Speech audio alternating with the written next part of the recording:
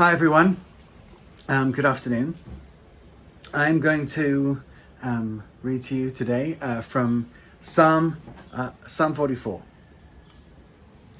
We have heard it with our ears, O God. Our ancestors have told us what you did in their days, in days long ago. With your hand you drove out the nations and planted our ancestors. You crushed the peoples and made our ancestors flourish. It was not by their sword that they won the land, nor did their arm bring them victory. It was your right hand, your arm, and the light of your face, for you loved them. You are my King and my God, who decrees victories for Jacob. Through you we push back our enemies. Through your name we trample our foes. I do not trust in my bow.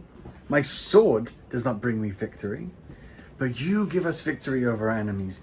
You put our adversaries to shame. In God we make our boast all day long, and we will praise your name forever. What the psalmist is doing here is he's telling us that it's not our ancestors.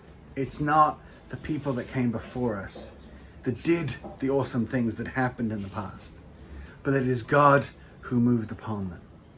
And so as we read this, we need to be doing the same kind of thing. We need to be looking back to our history and not saying, wow, look at these great people of history. Look at, Aquinas, look at Luther, look at, these great theologians. We shouldn't be looking at great heroes of the past, like even in the Bible, David, Abraham, Isaac. These are not the people we should look to and say, wow, their achievements. We need to be looking back and saying, wow, look at God and what he managed to do through these people. Look at how God has achieved these things. And remember that it's the same God that moves upon you and talks to you and uses you that use them. And that the goal isn't the great achievements, but the goal is that we walk in service and in love to God. Because heaven isn't a place where we all talk about those achievements. Not at least in respect to ourselves, but it's a place where we talk about how God has done things and how God has changed our hearts and how God has transformed us into people who want to follow him, no matter how great or how small the task is that he has given before us. So let's be thinking about that. Let's be remembering that in this time of small tasks, or if for me, I'll be honest, what's going on right now is I'm doing a lot of Juice for Jesus work online in order to help sort of raise those funds. But when you're talking to the internet, basically, when you're talking out to the web, and doing lots of, administrative tasks or moving things here or posting and commenting, it feels very vacuous. It feels like, what am I actually doing? Who am I actually speaking to? Am I actually making a change in people's lives? Am I giving people something that's good? So it's hard. And you may be at home and just, waiting for things to change or waiting for things to happen, or just doing manual everyday things, or you may find yourself, just scrolling on Instagram, or just, bored in many, many different ways.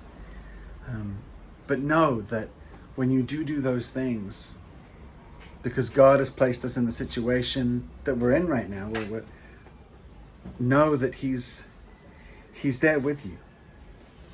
And the same God that used great men and women of the past is the God that uses you right now. So be encouraged, brothers and sisters. I know that He's with you.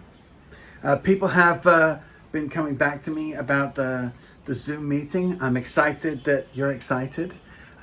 So I will be trying to send out a message in the regular way. We're calling it the regular way now, on YouTube.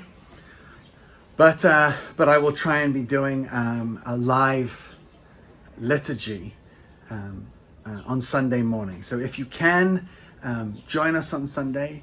Then I will be doing the liturgy on Sunday, and then you can wait with the message for Sunday and then watch it when we're done with the live liturgy. Or alternatively, you could just use the YouTube and the home liturgy on Saturday, especially for those people who are working on Sunday. I won't get to the church on Saturday. I'll get there on Sunday. So if you want it live, Sunday morning, I'll tell you the time. I think it's probably going to be 11 a.m. So Sunday at 11, we'll do the live liturgy, and then you can listen to the YouTube video at home, or you can use the YouTube video earlier. All right, well, God bless you guys. Be in touch, and please continue to be praying for Tzvi and for Gabriella, which we mentioned yesterday. And I want to add to that Berit, who is a member for the church. And if you come on a different day of the week and you don't know Berit, she comes on Saturdays. She's been part of our church for many, many years. And she's sick at home. It's not the virus. She's not in any serious danger. The doctor's been round, given her antibiotics. But please be praying for her as well. God bless you all, and we'll talk soon.